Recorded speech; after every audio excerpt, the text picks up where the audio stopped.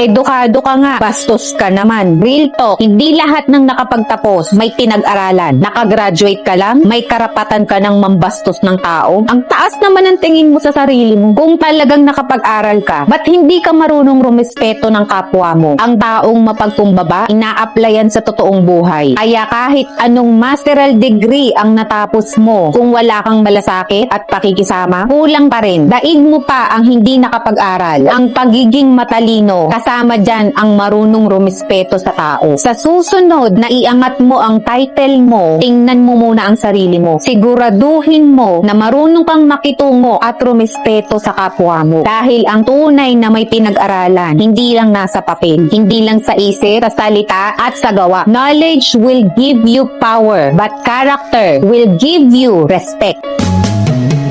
Di ka man lang nag-isip